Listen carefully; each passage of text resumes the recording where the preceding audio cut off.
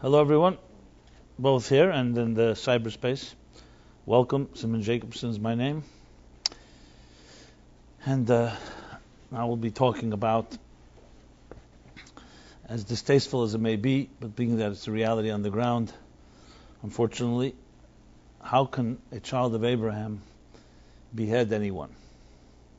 Fighting unhealthy faith with healthy faith.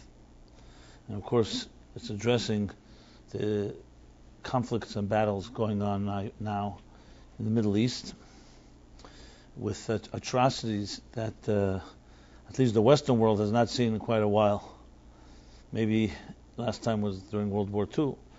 Even though in fact many places in the world where people behave what we would call in savage and brutal fashion, but now it's being beamed to the Western world, America, and it's of course, including victims that are Americans. Last week was an American journalist, and as far as Jews go, we've been dealing with this directly in Israel with the merciless and basically random shootings of rockets and buildings of tunnels. Essentially, it's a new type of war that has been unleashed, as opposed to World War I or World War II, where you had large armies amassing on the different borders, and a military that consisted of a air force, a navy, and an infantry. Today, it's far more like guerrilla warfare. That's not being fought in any equal way.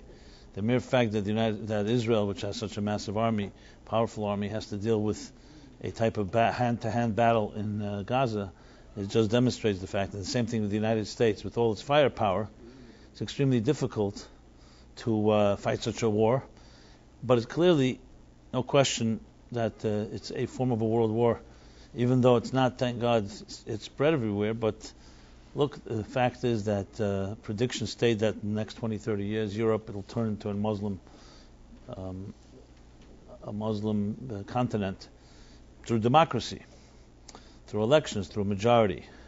And then you have, of course, the radical, a militant, whatever the name is called, I would really just call terrorists, jihadists, who, the name of ISIS or the name of Hamas or Hezbollah, and many other different names, different groups. They may have different variations, but essentially believe in the Muslim conquest of the world and feel that's what God's will, as they call it, Allah.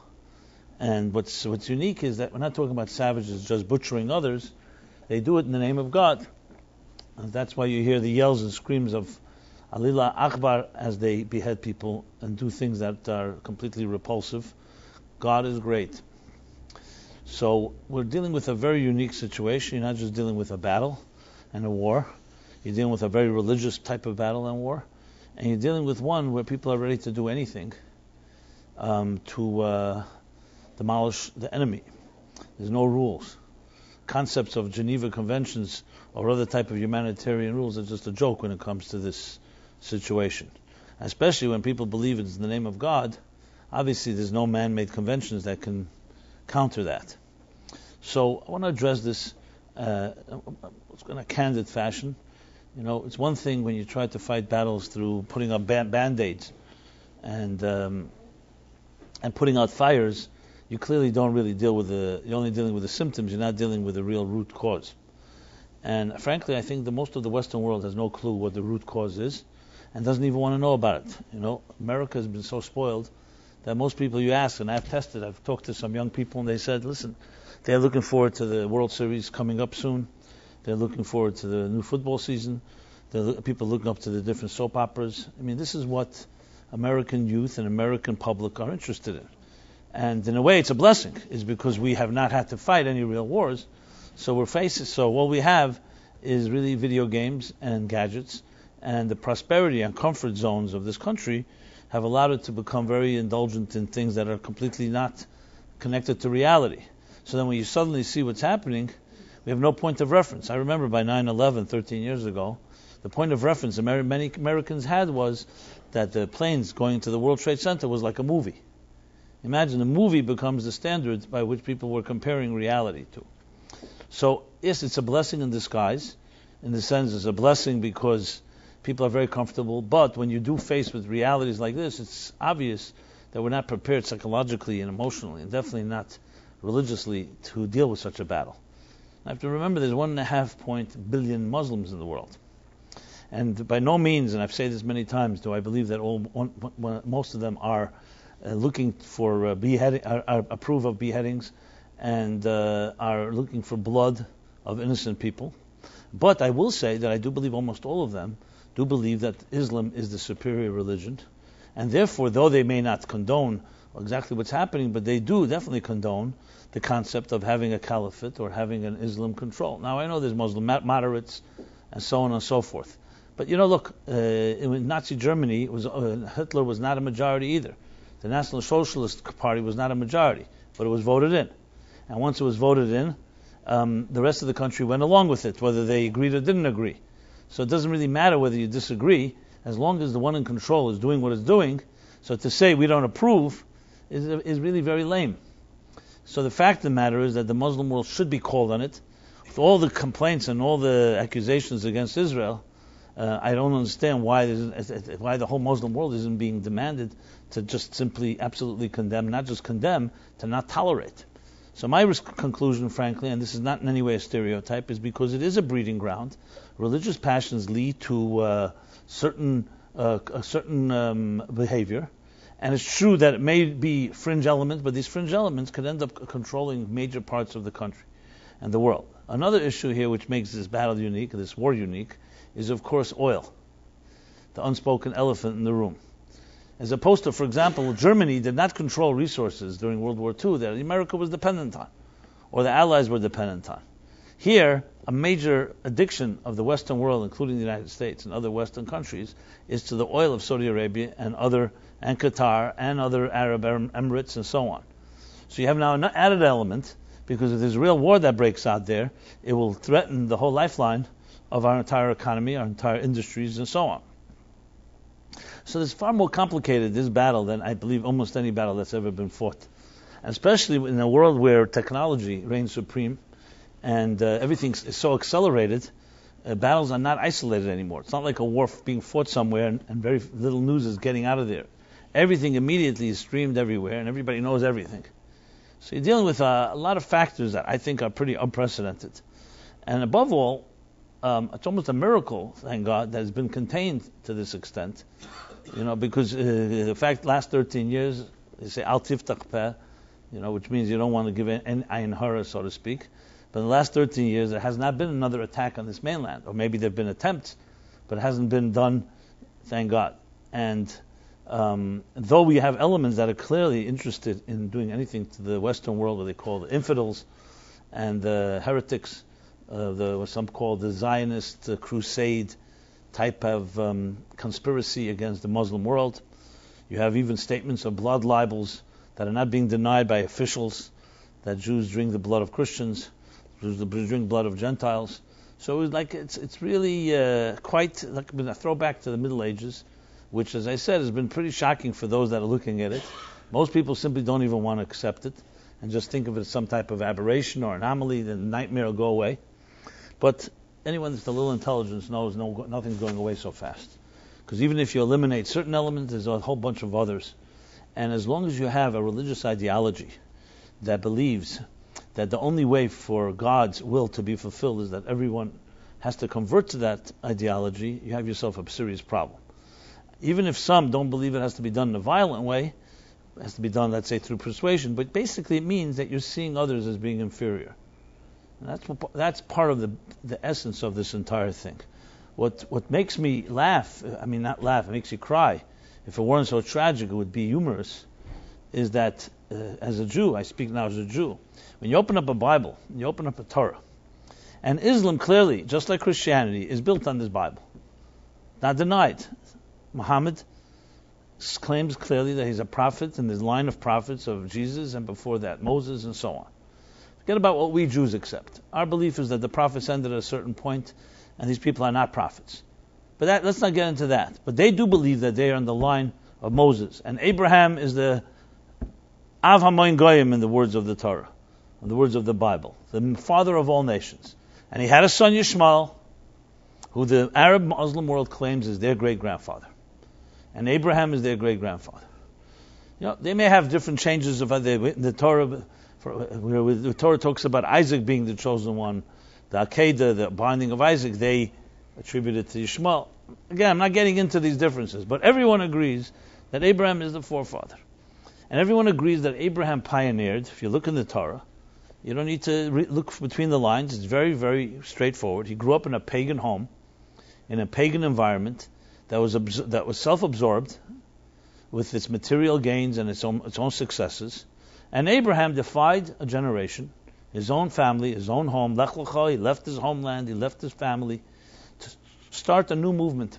And it was a movement that embraced monotheism. It embraced a God, a higher force, not a monarch, not any human being, but something higher, and most importantly, embraced a path of virtue, kindness, and compassion.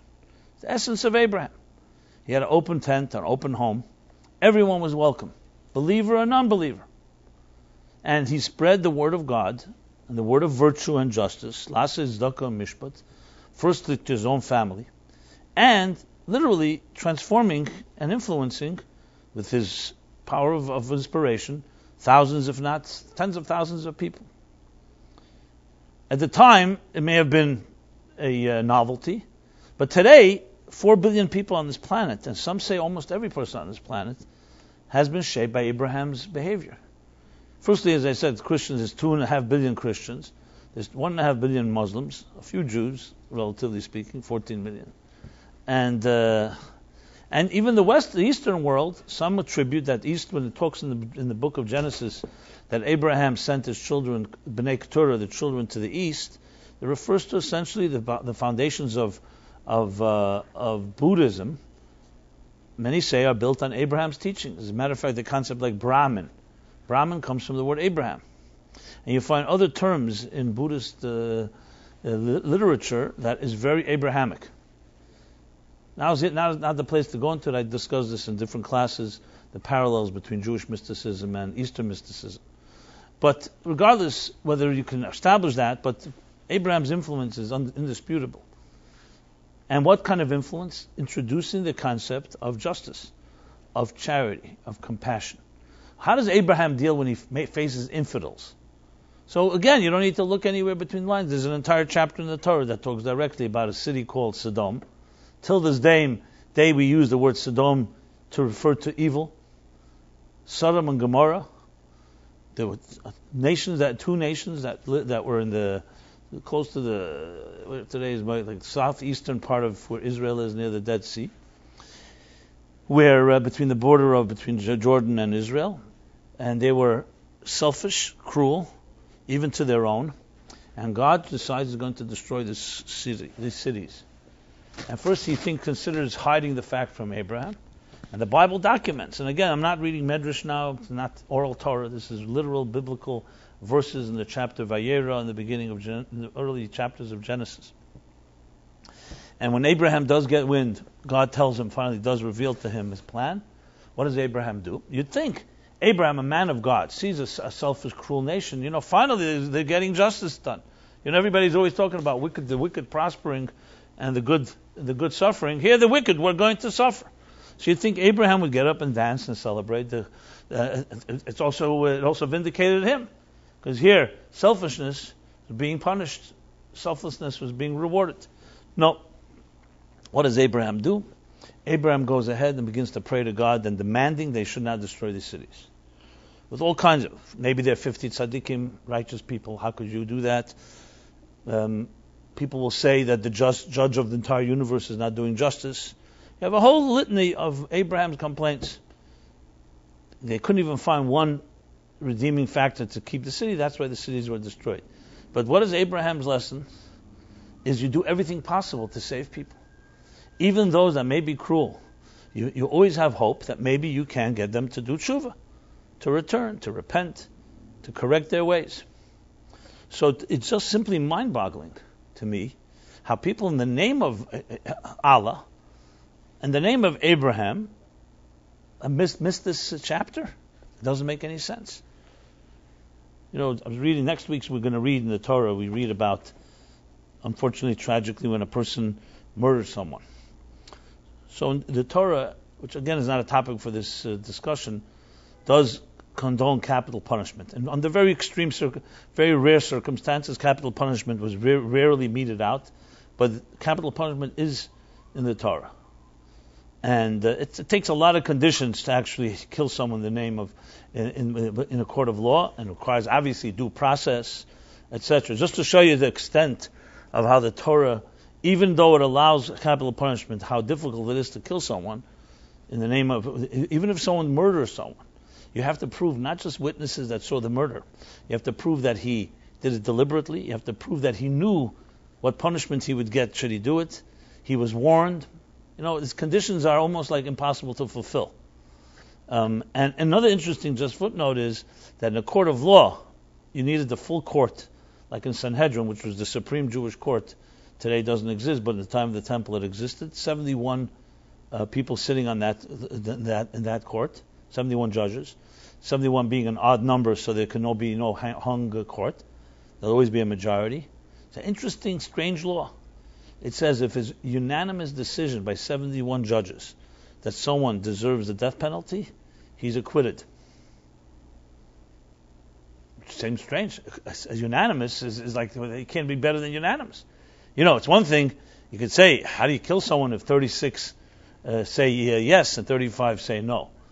But unanimous is exactly what you would want, that everybody agrees.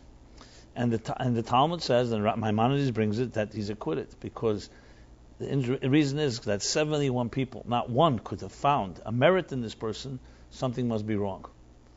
It's just to the extent the Torah avoids killing someone. And then when a court does indeed put someone to death, the court forever is labeled a murderous court. Now, why would you call them? We're not talking about they did it corruptly or did not follow the law, because the Torah abhors death. Period. Even when it's proven. But that's one part of it. So the Torah talks about here, if a man commits a sin for which he's sentenced to death, and he's put to death, you should hang him on a gallows. Hanging was one of the methods of capital punishment then. But here's the interesting thing. As sad and tragic as that is, listen what the Torah says. You should not leave his body on the gallows overnight. Why? I'm reading straight from the verse in 20. This is Deuteronomy 21:23, if you want to look it up. Why? So the pasuk says, Ki kililas elakim toli. How is that translated? Kililas elakim. It is offensive to God to leave him hanging. And Rashi explains why. I'm going to translate the Rashi. It is an insult to the king, because the human being was created in the divine image, and the people are his children. So to leave someone, even if he deserved death because he killed somebody, murder, outright, deliberate, premeditated murder, you cannot leave his body hanging, because it's embarrassment to God. Because this human being is the image of God. And he gives an example, mashal, an example. Two brothers who were twins, two twin brothers. Is that redundant? Twin brothers, two twin brothers. Two brothers who were twins, right? Who were very similar, identical twins. That's the mashal, that's the analogy Rashi gives. One became a king. The other one, unfortunately, became a criminal. And was hung. So everyone who sees him hanging thinks the king was hung, because they're identical twins. Therefore, you don't let them hang, because it reflects on God. Now, as tragic as I said death is, but the fact that the Torah, the sensitivity. So I have, truth be told, I didn't want to admit it here. I just wanted to get my blood boiling or chilling. I did watch some of these videos, as hard as it was to watch without vomiting. Because I wanted to see that, with my own eyes, what people are capable of doing. And I thought to myself, besides the viciousness, do they not know this verse? And if they were not talking about Hitler, did not profess belief in God, saw Jews as vermin, God forbid, treated them in most inhumane ways. I'm not justifying it in any way, but not claiming that doing it in the name of God. Here, people claiming that doing it in the name of God, claiming they're children of Abraham, that they're the faith that God chose, And we're not one tinge of compassion. You already killed the person. The way they play around with their heads. I mean, I don't even want to repeat it. Here's a verse in the Bible that says every human being was created in the divine image. Do you not believe that? So what's wrong here? And I understand, you may think, why am I getting waxing here theological? You're dealing here with beheadings, you're dealing here with savages. No, because it's important to understand. These people are coming from a religious background. And they're claiming it's his faith. They're claiming that these are devil worshippers. These are evil, satanic, whatever you want to call it, and they need to be beheaded. So they're completely missing the whole point. Besides no due process, no court of law. Who said you have a monopoly on what God wants? Again, it may sound weird that I'm debating the issue. You're dealing with murderers. I'm going to debate with murderers legal grounds. Yes, because I'm not talking about the murderer right now. I'm talking about the theological basis. There's no theological basis. The whole thing is. Now, I know this is not discussed much. Our attitude is, you kill people, we're going to kill you. But you have to remember, it is rooted in Muslim theology. In Muslim theology, as I said, there are interpretations that are maybe more moderate, but there are interpretations that are more radical, and this is considered part of faith. Now, what did Abraham actually teach? Abraham did have a son, Yishmael. He also had a son, Isaac. As a matter of fact, since September 11th, the liberal side of me became not so liberal, because I used to always think, why did Abraham send away his son Yishmael? Yishmael was the firstborn that Abraham had with Hagar. Then later he had a son Isaac with Sarah. Now Sarah was his actually natural wife. Hagar was a maidservant, and because Sarah could not have children, she told Abraham, why don't you have a child with Hagar? They had Yishmael. So Yishmael is Abraham's son, not Sarah's. The Torah continues. Then once Isaac was born, and Sarah saw that Ishmael was a bad influence, she told Abraham he has to send away his son Ishmael with his wife Hagar. And you read it, I always wondered, it seems like a cruel thing to do, to ask a father. It's true, so Ishmael's not your natural child, Sarah, but to ask a father to send away his son. And Abraham didn't want to. God has to tell him, listen to your wife Sarah. So what's the justification for it? But then when September 11th happened, the grandchildren of Yishmael, and I said to myself, you know what? Maybe that's what Yishmael was doing in that house. He was not just corrupting, we're not talking about behavior, his theology was corrupt in the sense where he was thinking that he has a monopoly on what God wants. And ultimately, like his grandchildren ultimately became, she saw the danger, the long-term danger of someone like that, who will destroy others in the name of God. Isaac, on the other hand, turned out to become the father of Jacob, Esau as well, who would then turn the father of the tribes.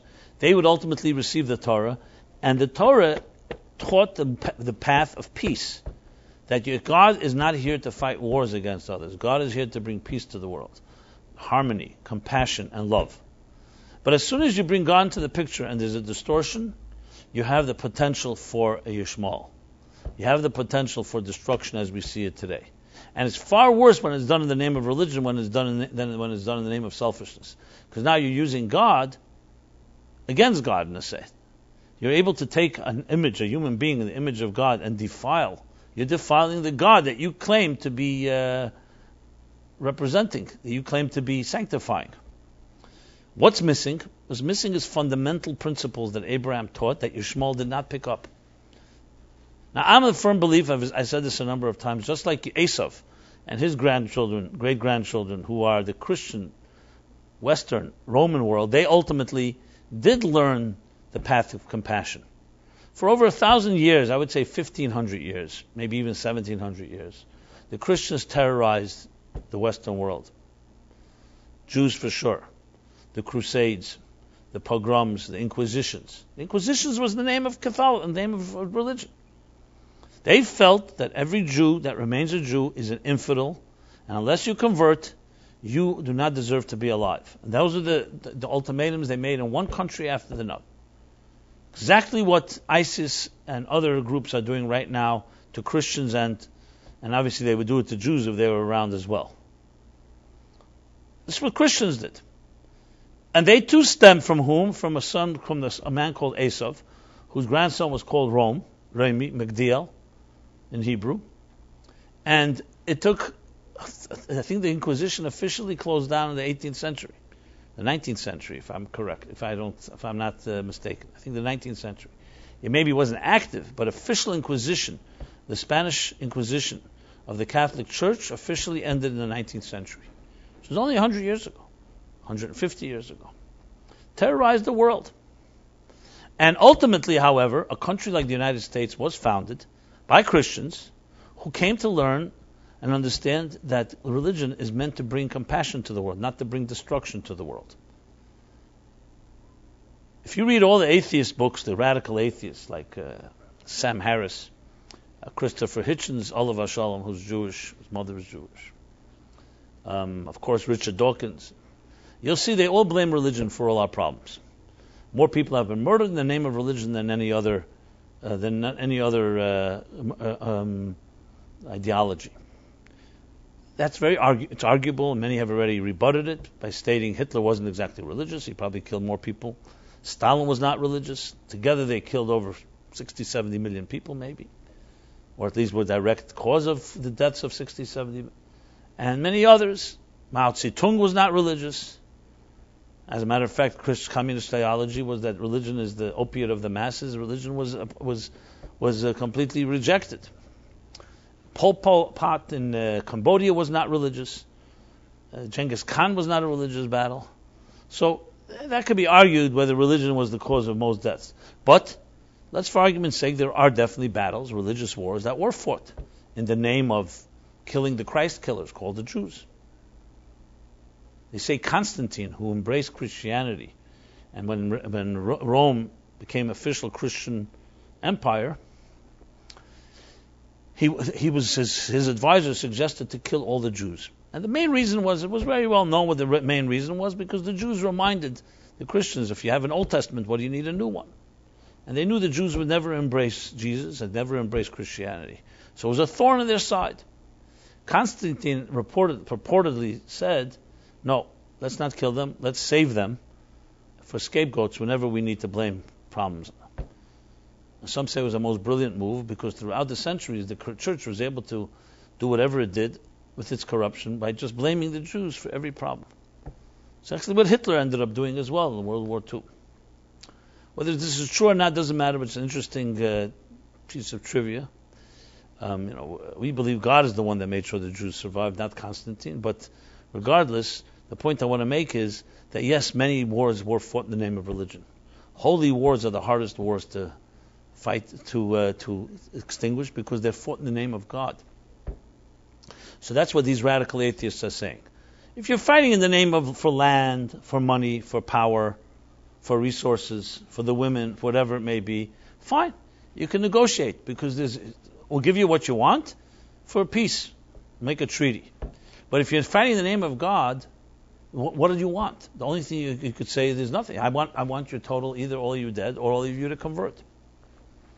So as ironic as it is, in a very interesting way, the Muslims are doing now to Christians what the Christians did to the Muslims and the Jews for centuries.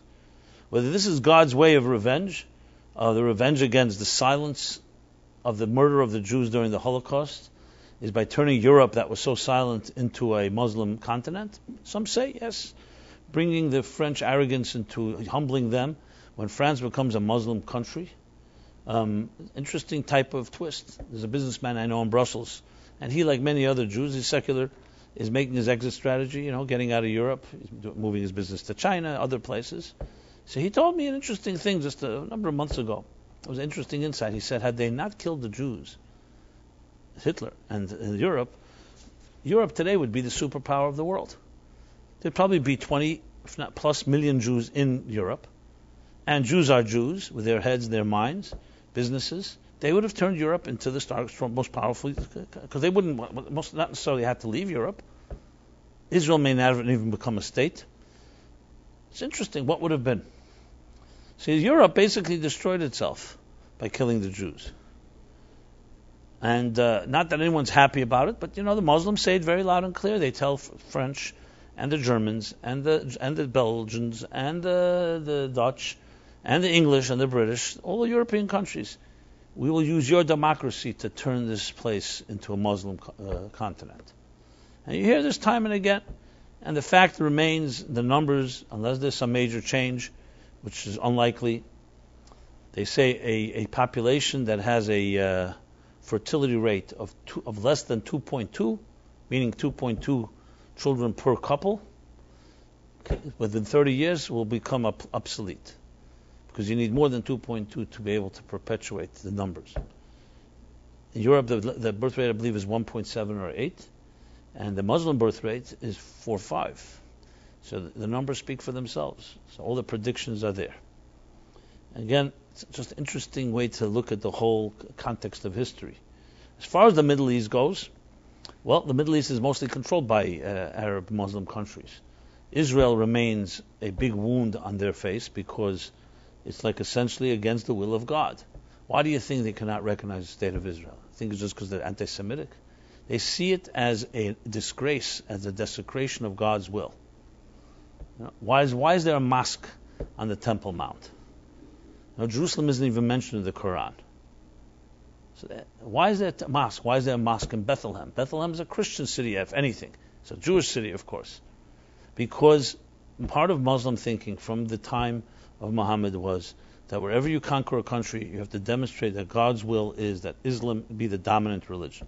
Again, I repeat, this doesn't mean every Muslim feels it has to be done with blood and bloodshed and violence, even though I would say many feel that it should be done through war. But maybe humane war, whatever, if there's such a thing. But there's definitely enough people who feel that you have to use every means, because that's what God wants. And once you bring God into the picture, you have big trouble. And that's what Abraham's big challenge was. To introduce justice and kindness and charity to the world was a big achievement for Abraham. But what was more difficult was, how do you introduce it to a world that's selfish? And how will you introduce it to a world that will not turn religion into a corrupt bureaucracy, which it has become so often? And I speak for all religions. Once things become powerful, once the church gains power, once a synagogue gains power, once a mosque gains power, we're always prone to corruption, and we see corruption in all religion. That was a far greater challenge for Abraham. How do you remain humble and godly when you do come into control? And that's what he had difficulty teaching Ishmael, and Isaac had difficulty teaching Esau. That's the far harder challenge. For example, to live a life of more complacency, where you don't think you're speaking the name of God, you're not on God's mission, you're just living in this world and doing whatever it takes to make yourself happy. Yeah, there'll be clashes with others, self-interest, conflicts with other people's self-interest, and so on. But once you introduce God into the picture, and say God wants a world that will be sanctified, that will be holy, that will be justice, and charity should prevail, how much do you impose it on others? That's the big question. So it's an interesting contrast that Judaism never imposed anything. Judaism does not demand, and the contrary, it actually discourages conversion. So it's an interesting twist.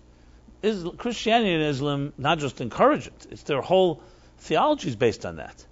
What did Christian missionaries do? They went all over the world, from one end to the other. Wherever they went, they brought Christianity. That's why Christianity is such a dominant religion in North America and South America. It didn't happen by accident.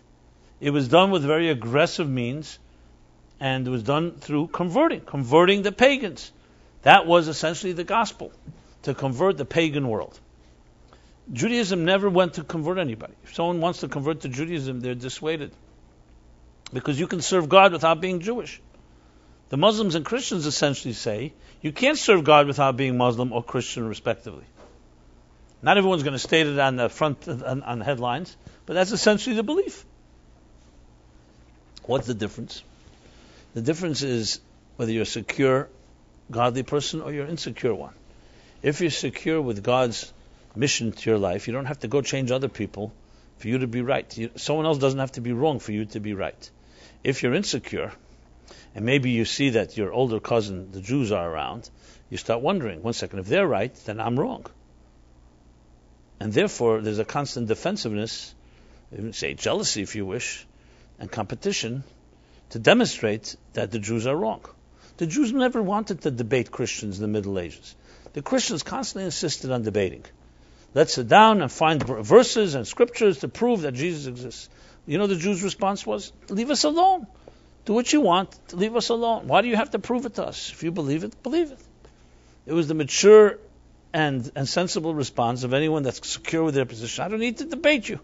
I don't have to prove anything. Because they felt they have to prove something. And as long as the Jews reject their version, it leaves a big question mark, which, in my mind, there's no doubt that was a major factor for why Jews were persecuted. It wasn't just because they were Jews killed Christ or killed their God, etc. Jesus looked like a Jew. He was a frum Jew with a long beard, and looked like a Jew from Borough Park or Williamsburg. It came down to that if the New Testament and the New Covenant is not embraced, and the Jews don't embrace it, then the question is, how legitimate is it? Now, it's interesting, the Jewish response to that, Maimonides writes about it in his book. I've quoted it many times.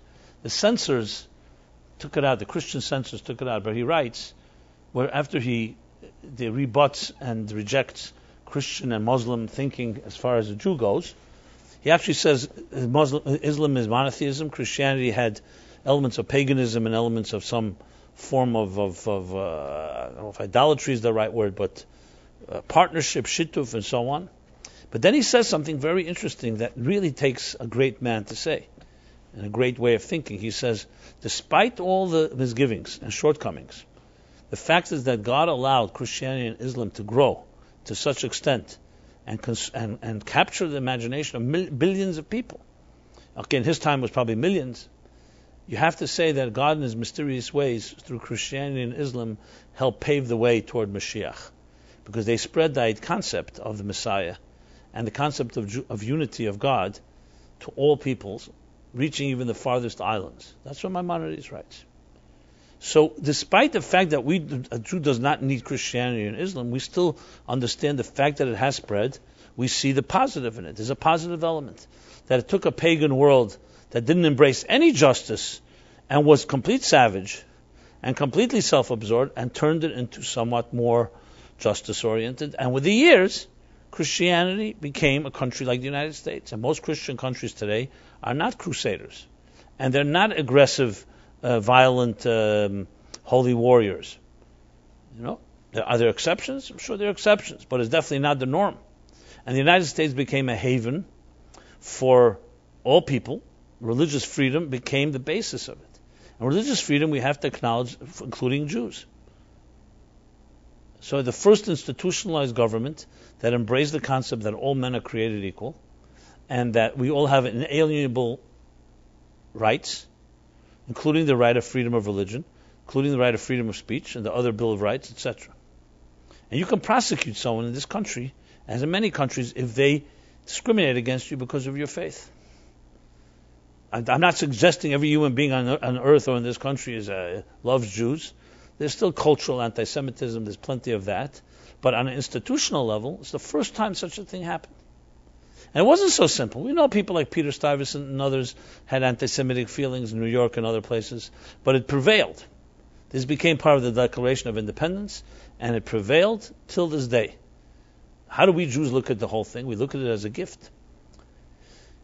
A very interesting book that you may want to read is called On Two Wings. It's a book written by by Michael Novak. Michael Novak is a Christian scholar. Not Christian as a religious Christian, but he's not Jewish. And he's a scholar, and he wrote the book. It was excerpted a number of years ago in the New York Times op-ed called The Founding Fathers and the Torah. Not the Bible, the Torah. The book is an academic book where he basically quotes correspondence from all the founding fathers, including Thomas Jefferson and Madison and Adams and Thomas Paine, and the list goes on.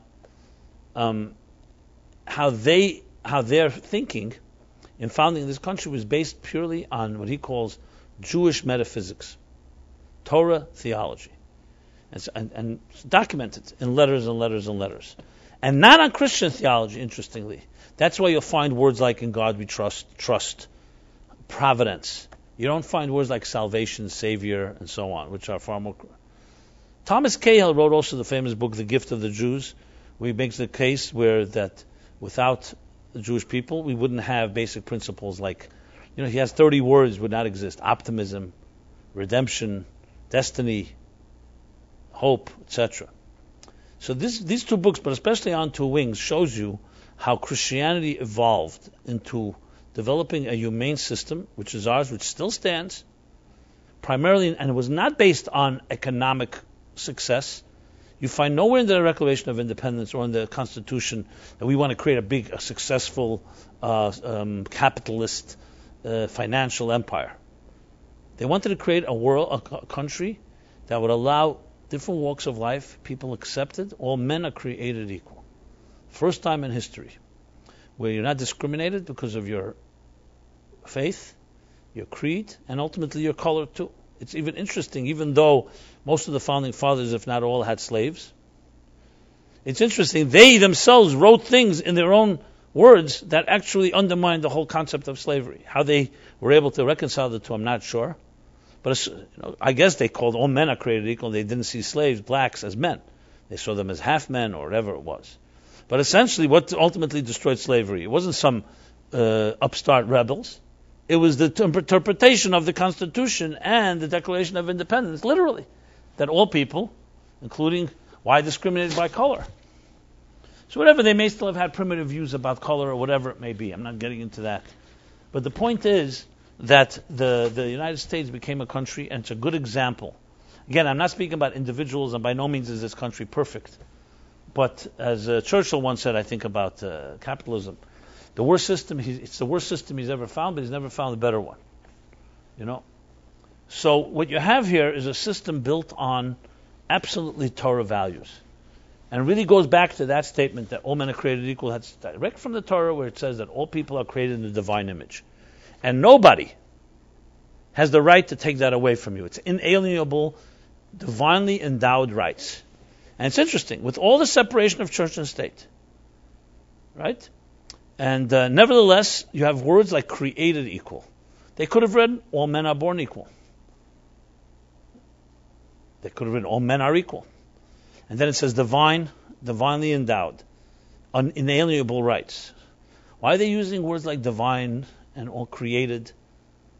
And we have on our currency, in God we trust, the only country in the world that has that. With all the separation of church and state. Very simple, because they were deists, and their intention was not a religious definition of all men are created equal. They understood that if the rights that we all have, we're all created equal, are not given to us by some higher power, then you can always have a majority come and say the minority are not created equal. They needed to establish an absolute foundation for individual rights, and that cannot be by consensus. Because if it was consensus, you could always change it. That's why they put created equal. It's by the birthright of every human being. And even more ironic is that if atheists had founded this country, they probably would not have given equal rights to people of faith, because they would have seen them as inferior or as imbeciles or as primitive. The interesting thing, an atheist has a right to deny God because he's created equal. And a person of faith says, you have that right. I may not agree with you, but you have the right. And I remember when the neo-Nazis were marching in Skokie, Illinois. Remember that? Remember many years ago, it was such a scandal. They were marching in Skokie, a Jewish neighborhood, very Jewish neighborhood, pro-Nazis. And it was a big, big argument in this country. Some said, how could you allow? They're Nazis. And ultimately it said, well, as obscene as it is, if we don't give them that right, we're undermining the promise we said everyone has a right to say. As long as they're not, if they're violent, if they're dangerous, it's another story. That was the argument, that their rhetoric is dangerous. But I think they ultimately prevailed in marching. And I absolutely, as abhorrent as it was, but I understand the concept. You have to give that person the right to make that mistake if they... Obviously, as long as it can be proven, as long as that doesn't lead to any type of putting someone else in danger, that we all agree is unacceptable, even in a free country. We have freedom of rights. You have freedoms and rights and so on. The point I want to make is that Islam, I believe, is today where Christianity was around 500 years ago. In a primitive state where it's very passionately driven by belief systems, but it still believes we have the monopoly, and they cannot figure out how to allow others to believe God and or not even not believe without themselves becoming wrong. And that takes maturity and being very secure. So I have no doubt the end was going to be a good ending. But understanding really the essence of what we're talking about here is critical. So yes, there's absolute demand and challenge that each of us, and hopefully the world would do, is demand from Muslims, explain to us the theology behind beheading people, even if you feel they're guilty. So there's a thing called a court of law. There's a whole Torah that talks about how you do justice. Who determines who's guilty, who's not guilty? Even if the death penalty is allowed in some places, we just have the respect of human beings in divine image. And then let's go back to Abraham. Your job is to inspire people, to pray for infidels. Why this radicalism? Now, obviously, we're talking now, the heart of the matter really comes down to what is being taught in Muslim schools, what is being taught in their homes, what is being preached in their mosques on Friday. I've listened to enough of them. They're in Arabic, but I've listened to translations, read translations, to tell you hate, hate, and hate. Exactly what was being taught in Christian churches for centuries. It was being taught is that anyone that's not like you is an enemy. Hamas's charter is very public. For some reason, you'll never see it on CNN or the New York Times. It calls for the destruction of every Jew on earth, period. Not just in Israel, not just in the West Bank. Because, why? Because they see the Jew as being an infidel. So, until they're called on this, until there's a demand on this, the battle hasn't even begun. The battles are being fought right on battlefields. That's just basically trying to make sure that you don't get killed. It's defensive war, and it's just protecting your own interests and your oil. But the real battle is completely ideological. And it could change if there would be people who took the moral pulpit and the moral mantle and stood up and spoke this way. But America is not ready to do that. Israel is not even ready to do that. Because they're all terrified of talking this language. Can't talk religious language. Religion is the enemy. It's not. It's healthy religion, healthy faith. Because at the end of the day, what will prevail here will be the healthy passion will prevail. Not rational discussions. It will be healthy faith will prevail over unhealthy faith. And that's what Abraham thousands of years ago was fighting for. He knew the challenges that would come. He knew that there would be a day where religion and the secular world would come to conflict and war.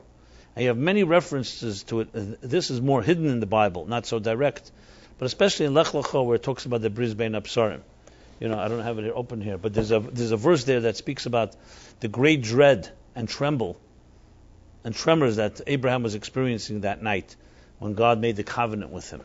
It's called Bris Bein Absarim. It's a covenant that God made with Abraham, giving him the promised land, telling him that his children would occupy, would ultimately, occupy is not a good word, would ultimately inhabit this land, etc.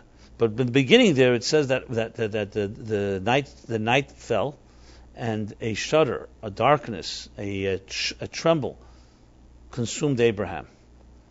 Everybody reading it, you see right away there's some type of mysterious event going on.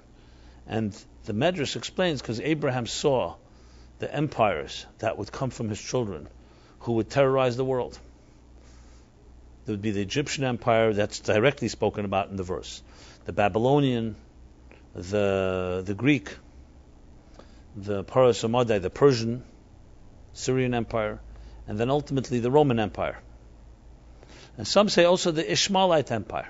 His own son, Ishmael, and the grandchildren and progeny would terrorize the world. And there's much discussion about this in Medrash, in Zohar, and so on, about the terrors that they would perpetrate and initiate at the end of time. And Abraham was aware of all that. That's why he shuddered. But being a smart man, a wise man, seeing ahead, he built into the teachings that he passed on to his children, which ultimately became the Torah, or part of the Torah, was principles that would help them, first of all, make it through these difficult times, and above all, to learn how to balance faith in God and the world in which we live. Now, theological, the battle is a very straightforward one. You live in a secular world. You see that it can become very decadent. People indulging in their own desires and lusts and all the forces that seduce us. And on the other hand, you have what God wants of us. So when these two meet, what happens? It seems inevitable there'll be a war, because they both cannot coexist. How could the law of God, a law of virtue, a law of selflessness, survive in a world that is consumed with its own self-interest? And this is not a simple matter. This is a discussion by philosophers and thinkers from the beginning of time. In the Bible, you have, for example, an episode where the Meraglim, the scouts, come back with a bad report about Israel, and they say it's a land that consumes its inhabitants. We cannot conquer it. Essentially, their argument was, it's a material world. We cannot enter a material world. We have to insulate ourselves, isolate ourselves. This became a philosophy that till this day exists. That the only way to survive in this material world is in some way to put on blinders, to live in a ghetto, to surround yourself in a kollel environment, or something that will protect you from the evils of the Western world. Then there's the other extreme, where you say, hey, the Western world offers many, many beautiful, enticing, and positive experiences. Why hold on to primitive, old views? This is essentially how the Reformed Jewish movement was born, where basically they rejected, ultimately, most of the laws that are connected to purity and impurity, the temple, Israel, and said, we'll embrace the beautiful moral and ethical values of the Torah. But let's eliminate all these so-called irrational laws. So that's another approach. To find a middle ground that you can exist in a secular world and not be terrified by it. So you have to run into a shelter or into a insulated ghetto. At the same time, not be assimilated by it and not be consumed by it requires very much wisdom and a third method and approach. That is the approach that ultimately will bring Mashiach to this world. That is the approach of balance. And we all have this issue. How do you balance a type of challenging the status quo without anarchy, without creating anarchy? Do we must be either conformists or do we become anarchists? Is there a middle ground? Is there room to change the world, to change the universe without destroying it? Or do you have to remain a conformist and just stick with it? This is essentially what Abraham was trying to teach. A path that would introduce godliness and sanctity and spirituality and humility in a very aggressive world, but not destroying it in the process. I always mention the story of Rav Shimon Bar Yochai because it captures it so well. 12 years he had to hide from the Romans who decreed that you're not allowed to study Torah. So he hid with his son in a cave. The whole story in the Talmud. After 12 years of being isolated, of being insulated, of being so consumed with his own studies and what he was doing there, you can imagine when he came back to the regular world, he was very refined. He became extremely refined human being. So Talmud says wherever he went and he saw the pettiness of people, the superficiality, the mundaneness, the menial activities they were involved in, trivial matters and so on, whatever he looked at began to burn, literally or figuratively, because his holy eyes could not tolerate seeing such nonsense. The nonsense of this world. So God said to him an interesting statement. He said, you're not ready yet. Go back one more year. 13th year, bar mitzvah year. 13 is the sign when maturity begins to settle in. And then come out.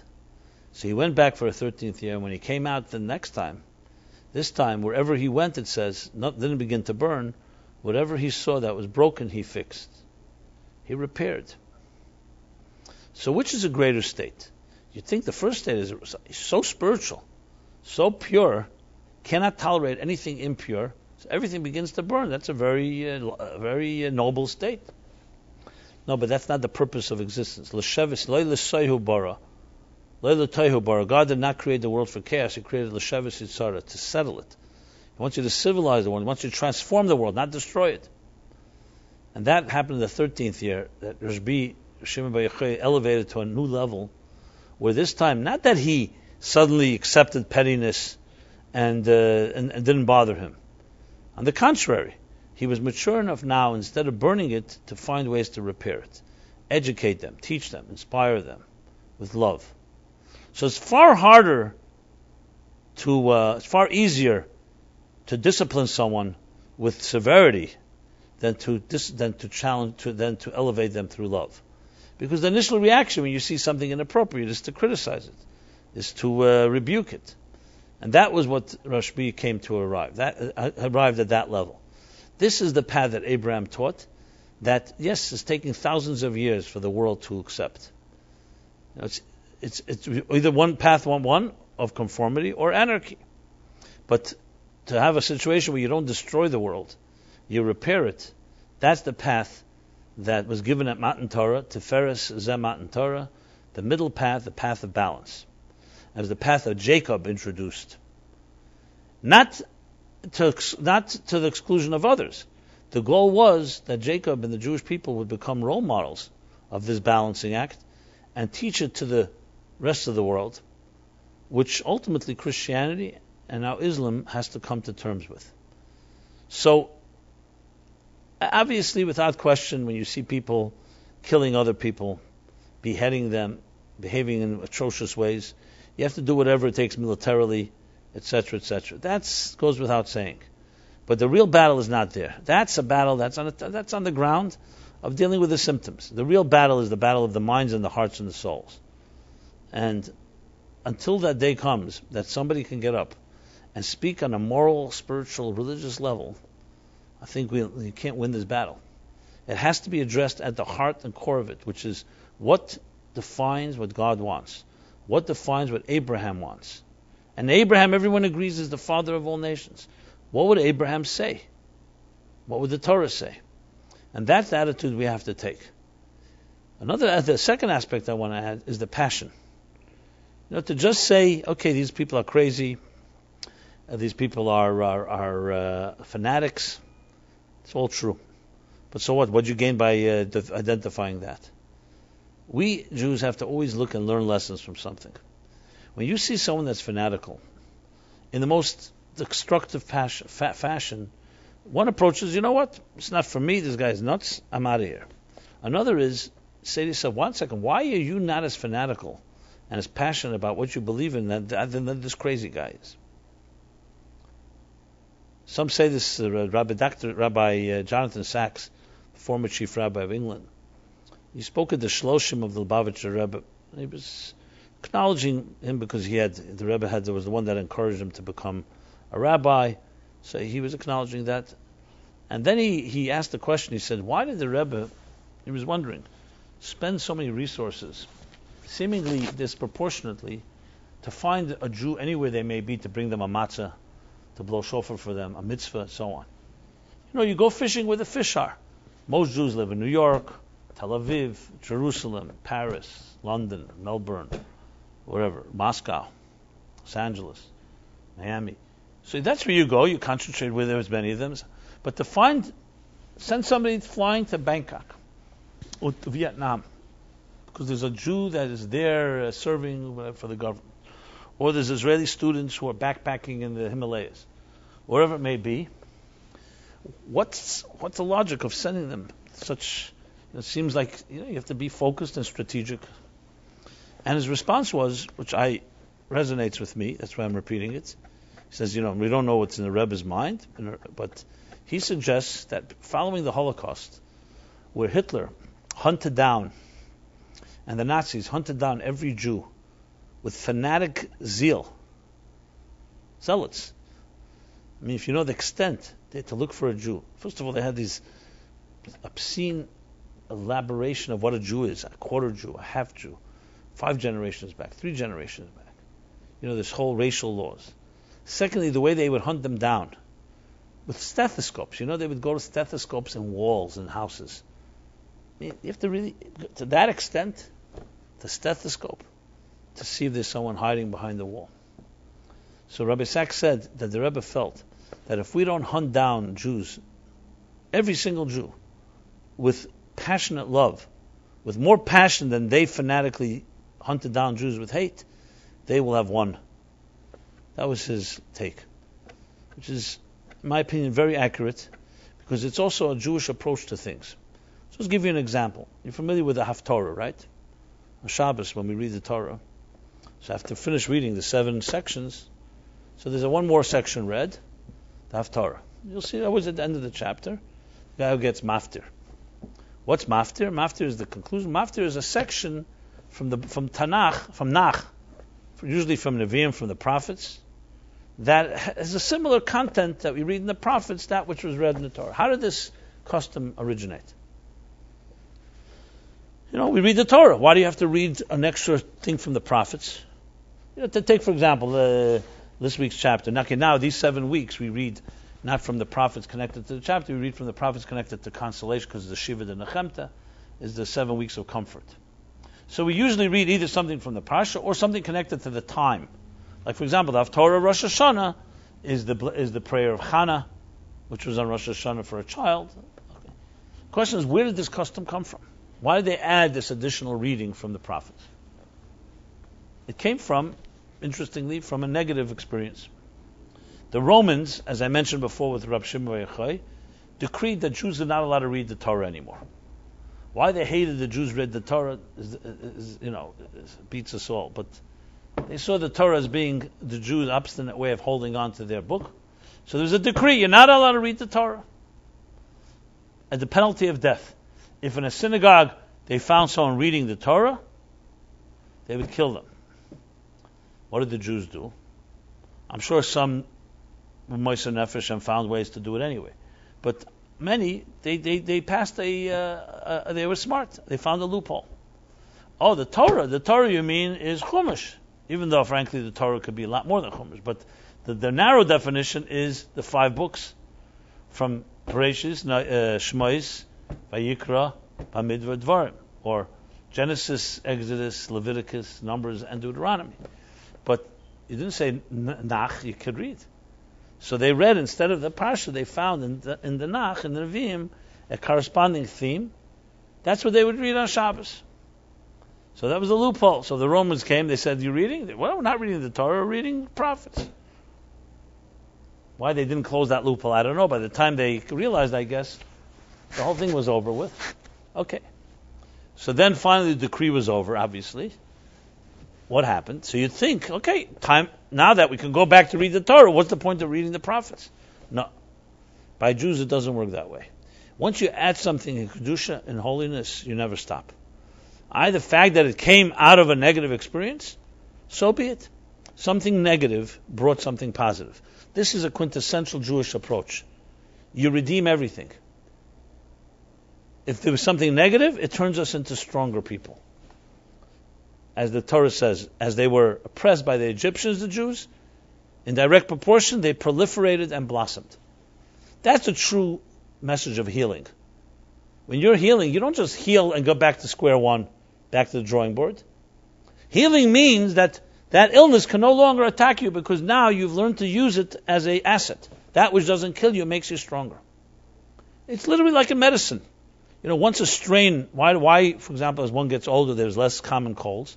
Because every strain of bacteria has its unique strain, and once you build immunity, once you have a cold of one strain of bacteria, you never get a cold there again, because you build immunity. Or to use a law in the Torah, there's a law that says that if somebody, it's also in the Constitution, if someone challenges a contract in court, you have a contract with someone, a contract that was challenged, and then it was upheld. The Talmud says, the halacha says, you cannot challenge it again. In American law, it's basically the concept of a court of appeals. You can appeal. If it's upheld, you still can appeal twice, 3 times. But then at some point, the Supreme Court, you can't appeal again. Because if you can continue appealing, the thing will never have an end. Which means that challenging something can end up making it stronger if it's upheld. Because now, you don't have only one court that supported it. You also have, it was challenged. And once it's challenged, so in Jewish law, there's only one appeal you can make. You can't make more than one. The point I want to make is that when you really heal, and you redeem a situation to make sure that it never happens again. You make sure you transform it, that you're now much stronger, and that problem will not happen again. So what happens when the decree was over? We read everything today. We read the Torah and we read the Nevi'im.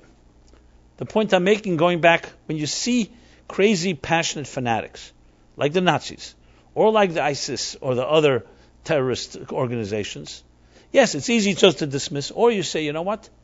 Now's the time for us to be even more passionate. Because to fight their passion, we have to bring a passion that's healthy. Hitler hunted them down with hate. We'll hunt them down with love, with more passion than he did. And if you don't do it with more passion, in a strange way, he wins. Not wins the war, but he wins, that there's more committed. And you see this, sadly, Hitler and the Nazis were able to unite Jews more than we can unite ourselves in freedom. Because it didn't make a difference if you were Reform, Conservative, Orthodox, Atheist, Reconstructionist, Chiloni, Dati, Haredi, Misnagid, Chassid, Sephardic, Ashkenazic. Everybody was put into the same bunkers. Everybody was put into the same concentration camps, and everybody was gassed equally, unless they were luckily, miraculously saved. And everybody was cremated equally. So what did he do? Created Achdus, unity, the Jewish unity. Is that not an embarrassment? That a hater of Jews can unite Jews more than we can unite through love? That should be embarrassing to think in that way. That's how Jews have to think, that when you see an enemy do something, obviously you don't agree with the enemy, but you do something more, you learn something from the enemy. We learn something from our enemies. We learn from their passion. You'll say, what's a strange type of lesson? You learn from them? Yeah, we learn from everything. We wish they didn't exist, obviously, but once they do exist, you learn from everything. There were Hasidic masters that said, there's 6 things we learn from a thief. Learning from a thief, Lo Signev, the Torah says, the 10 Commandments, not allowed to steal. But once you see a thief, there's lessons you learn. One of them is that if you don't succeed once, you try again. Strategy. There's different lessons that are described. Obviously, that's not condoning theft. That's not, God forbid. But it's a lesson you learn from everything. The Baal Shem Tov once, a woman, a widow, the little child came running to him. Said, my child is very sick. The doctor's given up hope. Please, you have to save my child. Shem Tov gathered a minyan of tzaddikim, righteous people. They started praying, to no avail. So finally, the last resort, he picks himself up, walks out of town, goes to the edge of the town. The den of thieves. He knew who the thieves were. The Ganovim, and suddenly they see the Baal Shem Tov. They knew who he was. So the head of the thieves says, what are you doing here, Baal Shem Tov? It's not a place for you to be. This is a dangerous place. He says, I need your help. I wouldn't come here unless I was really desperate. What do you need? I need 10 of you. I need a minyan to come and pray for this widow who's a child.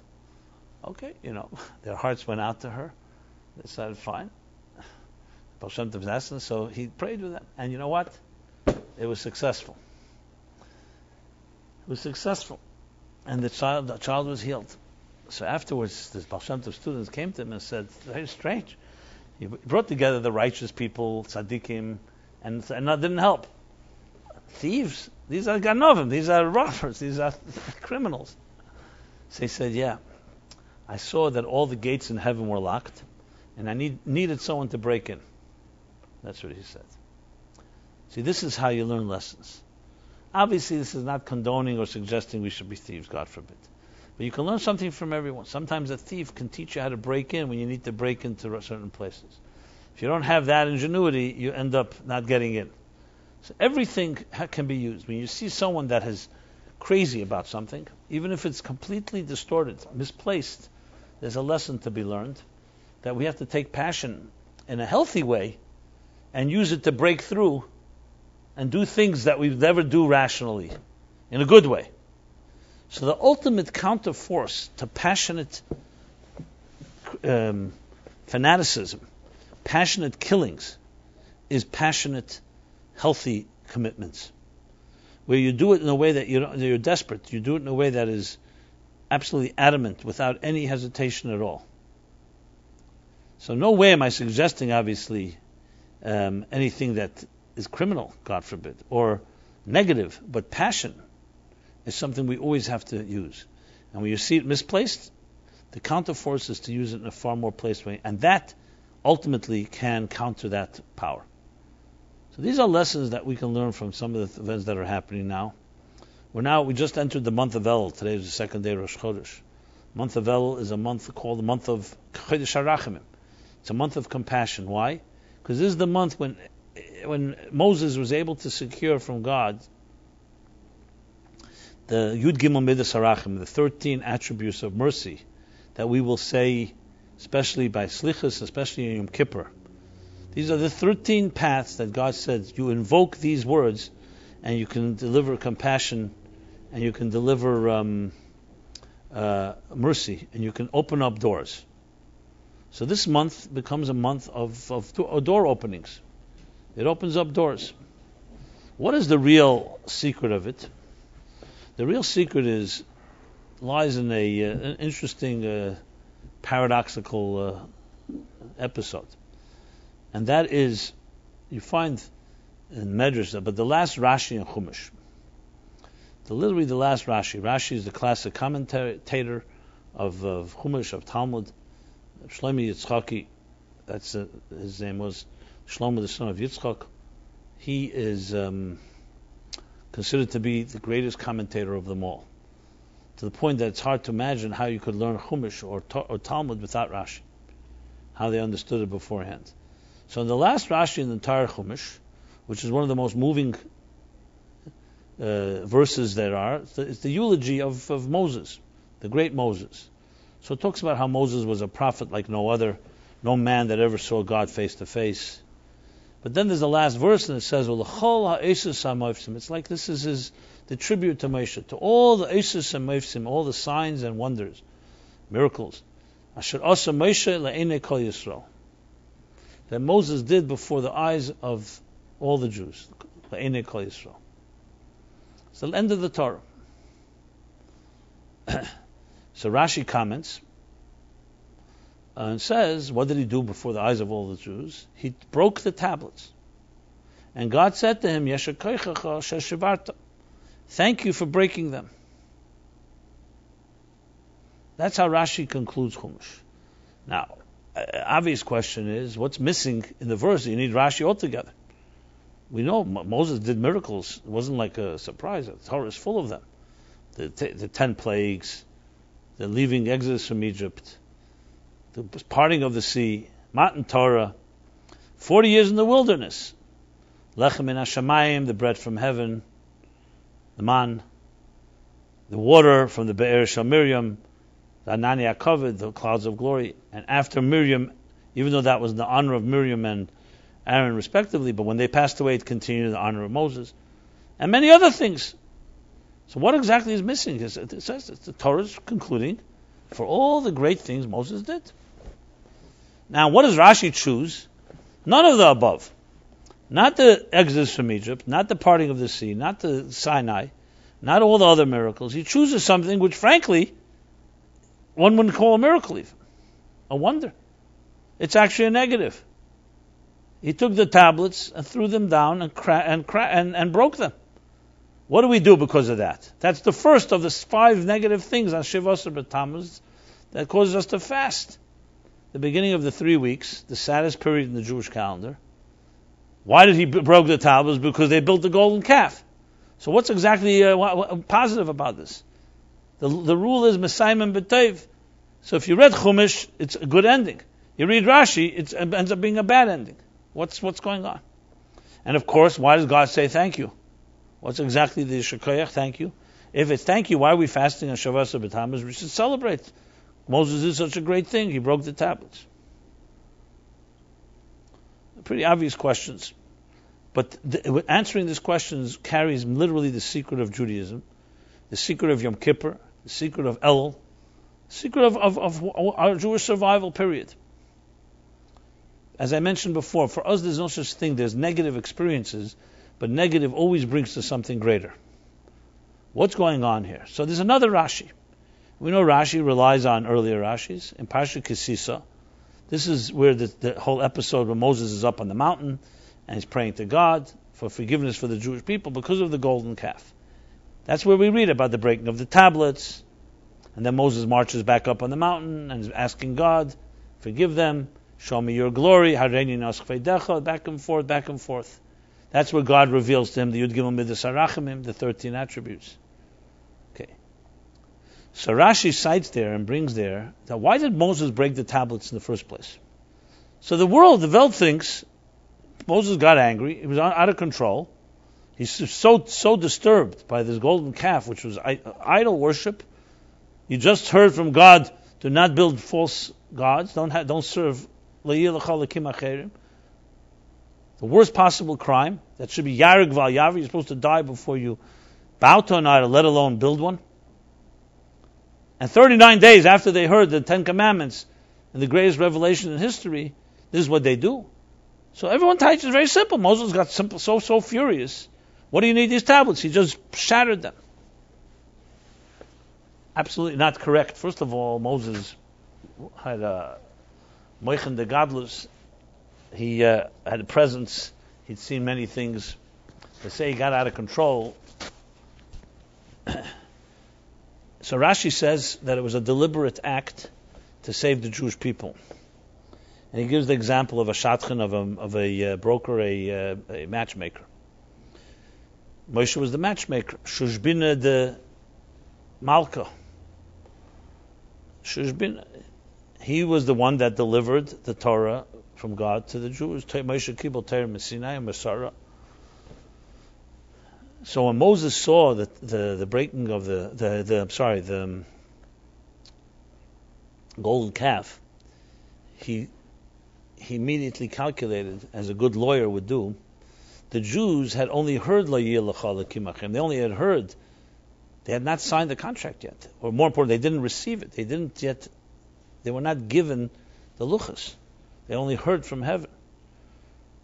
So he broke the tablets like one would tear the ksuba, the marriage contract, and then he could say, yes, it's not in the spirit of the marriage, but technically it's not adultery because they didn't accept the contract yet. That's what Moses did. So in other words, it was a way for him to go back to God and say, you can't punish them because they did not ultimately consummate their relationship with you by receiving the tablets.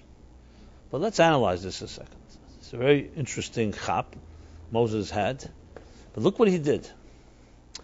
I don't know if you know this, but it's also negative. I don't like to talk about negative things, but it just brings out the point here, so I'll say it. When a Sefer Torah, God forbid, falls on Shabbos, you're reading the Torah, or any day of the week for that matter, but let's say you read the Torah and by mistake the person who lifts up the Torah slips from his hands and falls. It's considered a very sad, tragic day. If the fast, it's considered a bad omen, etc., etc. That's a mistake. Here Moses takes not a Sefer Torah. He's taking the Sefer Torah of all Sefer Torahs. The tablets, the first luchas that God not only engraved, but actually shaped, God's tablets. And deliberately goes and shatters them irreversibly. They forever remain shattered. Shivrei luchas are in the ark, which we'll discuss in a moment. But he broke them forever. What kind of act is that? Especially now we know it's deliberate, it wasn't an accident. But it shouldn't surprise us because Moses did something even more. He told God, if you don't forgive these people, erase my name from this book. Erase my name from what book we're talking here? We're not talking about some type of New York Times archive. We're talking about Chaim, Sefer HaChaim, the book of life, the Torah. For a man to sacrifice and say, erase my name from the entire Torah if you don't forgive the people, I don't think in history you're going to find the precedent of that. He didn't just give away his Elam Haza, his physical world. He gave away his spiritual, gave away his soul. So basically, kill my soul if you don't forgive the people. Now they transgressed a terrible sin, and was very deliberate. There was no excuses. Moses wasn't even there. God said to him, "Go build another nation." No. What is this adamance of Moshe Rabbeinu? So if you think about it, this is what made him so great. And that's why Rashi concludes with this. to take the Jews out of Egypt, to split the sea, part the sea, Sinai. Yeah, with the power of God, that's what a tzaddik could do. But here he did something that was like shlach l'cha l'daitach, something he did on his initiative. He actually challenges God. It took 40 days to receive the law, but 80 days to get forgiveness. You know why Moshe was saying to God, listen, you created a nation, you created people, they're flawed, they have temptations, they make mistakes. Some of them deliberate. But you created them this way. Are you telling me now that if somebody's not going to be perfect, we drop them and we just choose another nation and start new? I will not leave this mountain until you show me that there's hope. I need to be able to bring hope to the brokenhearted. I need to be able to bring forgiveness to someone who made a mistake. Obviously the Jews are accountable and I'm not going to let them off the hook. I'm paraphrasing. But if you don't give me hope, what do I have? I need to tell a human race, a people, that you can make a mistake but you can fix it. If you're sincere, obviously. So don't tell me that it's impossible. And God says to Moses, again paraphrasing, what should I do? I didn't build a golden calf. They brought their own doom upon themselves. Why? Because, it's cause and effect. You put a hand in fire, your hand gets burned. You jump off a roof, God forbid, you die. They cut themselves off from me. They chose a false God. So now, what's the consequence of that? Let that God save you. So it's not like I'm not angry at them. It's not vengeance. It's not retribution. It's cause and effect. What do you want me to do? And Moses' response was, you're the one that created this world of cause and effect. You can break those rules. You're the one that created that when you put a hand in fire, it gets burnt. I want you to go back to the engine room, so to speak, and rewrite the law.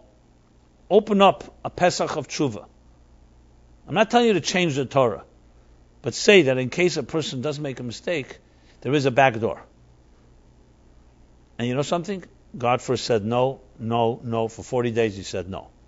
That's why it says the middle 40 days from Shavuot 17th of Tammuz till Rosh Chodesh Elul, it's called Yemei Kas. It's more called the negative days of wrath, because Moses did not prevail. But then he went up a second time, a third time technically, Rosh Chodesh Elul, comes down Yom Kippur, and this time he prevailed. He kept on knocking, and Yom Kippur, what happens? He comes back down with the second tablets, and what do we say right after Kol Nidre?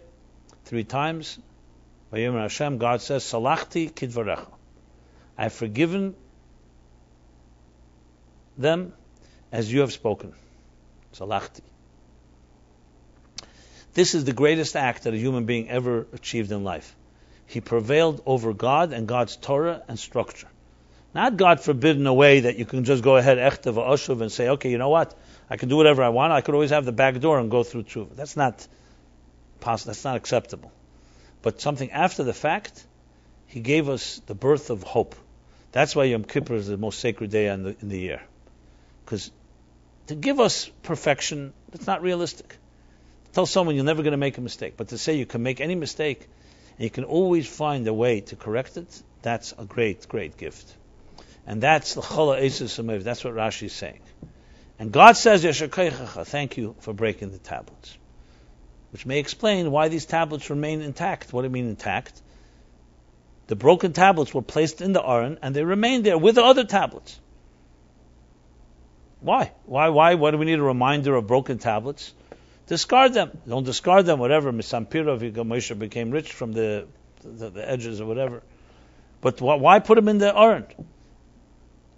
So there's actually in Sfarim, I think in Shivrei, there's a sefer called, not Shivrei, there's a sefer called Shivrei Luchas. I don't think that's the sefer.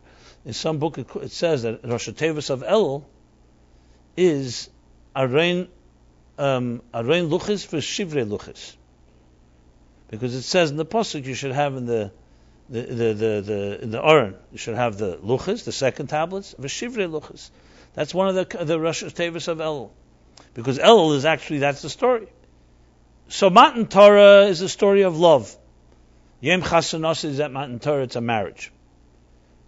Shivasar B'Tammuz, the 17th of Tammuz, Tisha B'Av, all the way, those 40 days, is a story of betrayal. the building of the calf, the breaking of the tablets. And Elul is the Redeemer, the reconciliation. So the whole story of the Jewish people. God takes them out of Mitzrayim. 50 days later, they're married at the Mount Sinai. 40 days later, they betray God. And 80 days later, they reconcile. So you have the story of love, betrayal, and reconciliation. It's basically the essence of every poem, song, novel ever written. It's all right there in the Torah, and this is the period that we right now entering. There are two opinions whether the first day Rosh Chodesh, second day Rosh Chodesh, but bottom line is this is when Moshe starts the third set of 40 days. So yes, Yom Kippur is exactly 170 days from Pesach. Because I said, Shavuos is 50 days from the second day. And then comes 40 days. Moshe on the Har. Breaking of the Luchas, another 40, another 40. 3 sets of 40 is 120 plus 50, 170. It also shows you the eloquence of the Jewish calendar. It's not just a nice calendar, it's also the whole cycles of life are there. Love, betrayal, and reconciliation. And that is positive passion. I was talking before about unhealthy passion. That you learn lessons even from the beheadings in Iraq. How crazy they are. You learn that we have to find passion that's as crazy but in Kedusha. That's what Moshe was. He did not take no for an answer from God, and that was that. And because of that, he changed all of history. No. There's a very fascinating, and I'll conclude with this, Reishis Chochmah. Reishis Chochmah is a classic work of Kabbalah, of Musar. And he writes, there was a fellow called, a character in the Torah, is one of the more fascinating characters. His name was Elisha ben Avuya was his original name. But then later, when he became an apostate, they changed his name to Acher. A dismissive name. Acher means the other. Acher. You know, and like almost an anonymous dismissive. You call somebody the other. You wouldn't even call him by name. Acher, the andere. Why? Because the story goes, 4 people entered the Pardes, the orchard, the garden, which is a spiritual type of experience. 1 died, 1 went mad, 1 became an apostate, Elisha ben Avuya Acher, and Rabbi Akiva nichnas b'shalom v'yatzu b'shalom. He entered in peace and left in peace. Now, Acher, of course, is the most fascinating one because he was no small man. He was a great man, great scholar.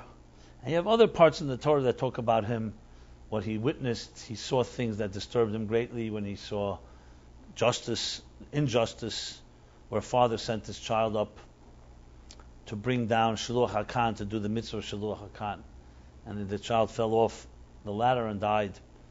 So it was like a double betrayal of his belief and faith, because it says both by Shiluach HaKhan, when you send away a mother bird, when you take away its fledglings, its chicks, it says that when you do that mitzvah you'll live long, and when you honor your parents you'll live long. And here he died with both, so it was like a double twist. But from then on he's called Acher. There's dismissive Acher. The interesting thing the Talmud talks about, Rab Meir was one of his students. Rab Meir would continue studying with him. Now he became an apostate. He completely rejected Judaism. To the point the Talmud says that he would ride on a horse on Shabbos.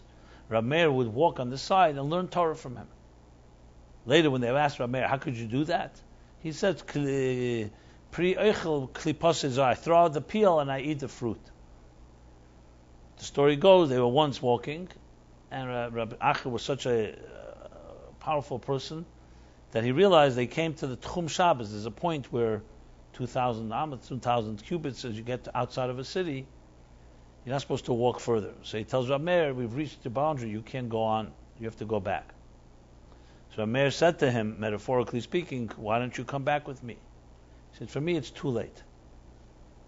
So to that extent, riding on a horse on Shabbos, desecrating Shabbos, he even recognizes the Tchum he's telling him, but he felt for him it was too late. So Reishis Chochmah says the following, which is a pretty powerful statement. So the story continues in the Talmud that says when he died finally, Even hell didn't want him. Because Yudeis Rabbeinu Machav Nimrod Boy, he wasn't just a plain guy. He knew God, he knew the Master, and intentionally, deliberately defied. So even Gehenim didn't want to have him. Rabbi Yehuda had to daven because his soul was suffering because it would hover between heaven and earth over his grave.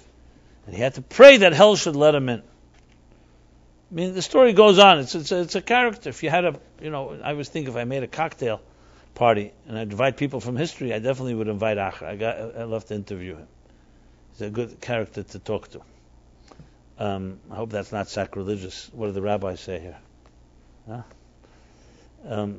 But bottom line is, so this is what the Reishis Chachma says, that when he came up to heaven finally, or before the heavenly court, so the Rebbeinu Shalom, God said to him, you of all people know that in l'cha davar emer b'fnei tshuva. Nothing stands in the way of doing tshuva. So why didn't you ultimately do tshuva? Good, fine, you had your challenges and so on, but then there's tshuva. So Acher responded correctly by saying, because he heard a baskel, he heard a call from heaven that said that in l'cha davar emer chutz tshuva chutz ma'acher. Everybody can do tshuva except Acher. So the Reishis Chacham brings that the response that God gave him was halacha. You know the halacha. The din says, Kol ma sheba'al habayis emer lecha say chutz mitzay. When a host invites you to a party, let's say, or to his table, so obviously he's your host. Out of respect, you have to listen to what he says. Sit here, do this, do that. Everything you have to listen to, except if he tells you to leave. You invited me, you can't tell me to leave. That's like a kamtza bar kam. That's an inappropriate thing to do. Now we know Magid Dvarav L'Yankov Chukov Mishpat L'Yisrael, which means every mitzvah that we're told, God also does. So the Eibishter answers to Achi, you know the din that Kol Ma Sheba'al Habayis Emer Lecha Say Chutz Mitzay. So when it said Chutz Ma'acher, you know the Balabos, the heaven, the godly boss of the earth, the Rebbeinu Shalel, the owner of the universe. Even if it tells you leave, you should not have listened. You should have knocked down the door. It's an interesting Reishis Chacham. I don't know. I find it very fascinating. It's what Moshe Rabbeinu did. He did not take no for an answer. This is an example of what we call Yiddish chutzpah. Chutzpah even klapa shmaya, even according to heaven. Obviously, it's not a chutzpah that is sacrilegious or irreverent. It's a chutzpah that says that because Moshe Rabbeinu knew deep down God loves the people love God. He needed to break down the doors. And he prevailed, and that's why God says, Yesher Kaychecha. You have in the Gemara and Bab Mitzvah a similar thing. There's an argument between two schools, Mesivta the Rakia and Mesivta the Kudsha Brichu, two academies. And they say, okay, we don't know the law about Behead is called, but it's a thing of laws in the Mitzvah and so on. Since you can't psak, you can't rule in heaven, you have to go Leishim B'Shamayim, there's no ruling in heaven, so they go down to her, they ask Rabbi Bar Nachmani, what do you say? He considers it. It's a whole discussion. Beis Yosef, Kesef Mishnah, that when did he say? It was right before he passed away, but he was still a neshama beguf down here. And he said, he ruled like the academy of heaven, not like God. He ruled against God. So the Gemara says, the Eibishter says, Natzchuni chayech. The Eibishter smiles, laughs, and says, Natzchuni bonin natzchuni. My child has prevailed over me. My child has prevailed over me. There's a lot to say about this topic, but it means that God, Kav Yochel, so to speak, bound himself to souls down here on earth. And yes, we can rule something, and in a way overrule even God himself. Now, obviously, it doesn't mean overrule God in his essence. It means in the structure of how he set it up, you can override the wiring of the system, so to speak. And that's what Shuvah does. That's what Yom Kippur does. And that's what true passion can do. Sometimes that's what you need. There's the rules, and sometimes you have to go even higher than the rules. Not break them, but higher than them. Like I said before with the thieves, where the Baal Shem Tov said, I saw all the gates in heaven were locked, and I needed someone to break in. That's what you learn about Lifnim Mishur Sadin. A passion that is more than what's required. So when you see atrocities, and you see a passion of people who are ready to hunt down every Jew with hate, You know what our response is? We hunt them down with more passion, with love. That's our response. Not, let's just kill the murderers, or let's dismiss them. You have to win them in the area where they feel strong, the passion. That is what great people have always done in history, and it's one of the sadly lacking things in our bankrupt leadership, where we don't see this. Everybody's busy protecting their own little turf. There's a lot of self-involvement, a lot of self-aggrandizement is the word. And the idea that Moshe Rabbeinu to stand up and defy even God in a positive way, to demonstrate a passion that goes beyond expectations, that's what people want to see. That's what young people want to see. You want to see someone who's passionate, who's driven by a vision, as not just another cabal, another imam, another sheikh. And unfortunately, we have them also in Jewish world as well, without mentioning names. And that's what we learn when you see things like this. You have to go beyond ourselves in doing things that are more than expected. When you see things being done that are less than expected, or such misplaced and such obscene passion, to transform it and redeem it through positive passion. Okay, so God should bless us all. As we already wish each other, the custom is from Rosh Chodesh Elul, some people even do it from the 15th of Av, to wish each other ksiva v'chsima teva, which means to be written and sealed in a book of life. This year has not been such an easy year for the Jewish people, especially in Israel. So it should be a year of real peace, both there and obviously here and everywhere. And people need to have a refuah shlema, healing, or need to be discovered. This boy that has been missing a few days in Israel. Every nefesh achas, every individual is like an entire universe. It's not a numbers game, especially with a small people, atam kol amim, a small nation like ours. And we are one people. Whatever's happening in that part of the world is happening right here. So to have an attitude and say, my life is going well here, I got my business running and so on, not exactly how Jews should be talking. The Yerushalmi says that all the Jews are one body, one organism. When 60, 70 years ago and Jews were being massacred on the other side of the ocean, we know what was going on in America, and it wasn't exactly our finest moment. We have to feel united with any person that is a Jew, no matter what background they are, because you remember, when Jews are attacked, the enemies do not care whether you're Haredi or Chilani or Orthodox conservative or Chassid or Misnagid or Sfardi or Ashkenazi or this cries or that cries. And that's a lesson that has to be learned. That, sadly, we have to learn from our enemies is a tragedy. But at least we should learn that. And unite with love, more achdus than ever before. And maybe sof kol sof, we can learn from this not to be that, to eliminate divisiveness. Because there's no question, as the Midrashim say and everybody says, when Jews are united, nothing can do anything. Nothing can hurt us. To see, sadly, divisiveness in the Jewish people, especially in times like this, is beyond tragedy. Imagine a bunch of brothers fighting a war where their enemies coming to kill all of you, and they're fighting and they can't even get their act together. That's the equivalent. And that's because of a deep insanity and blindness. A blindness where some people think, I'm the Jew and they're not the Jew. So why do I have to care about them? Which is opposite of Torah, opposite of logic, opposite of anything. Or ask Hitler what he thought, who was the Jew. Why are you deciding? It would be the equivalent of someone saying to Hitler, hey, well, anyway, I don't think anyone would say that. I'm the Jew, just kill me, don't kill them because they're Reform.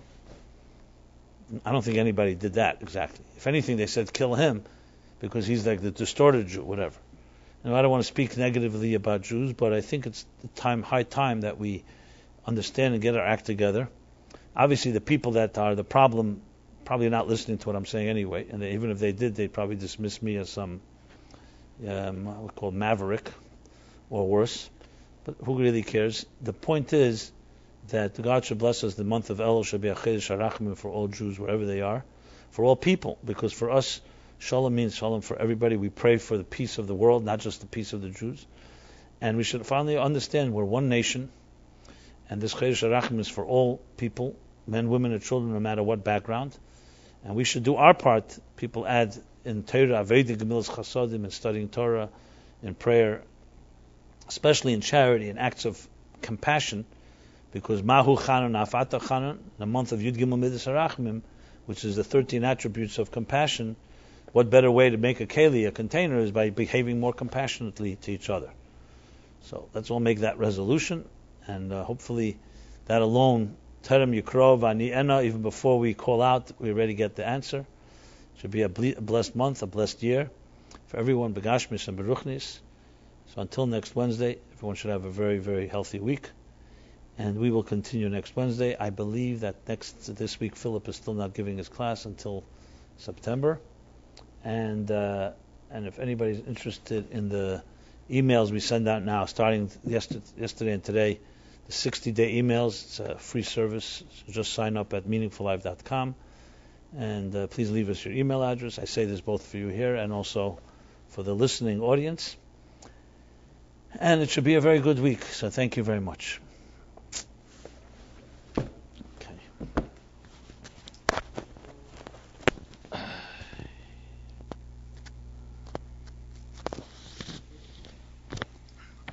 How are you?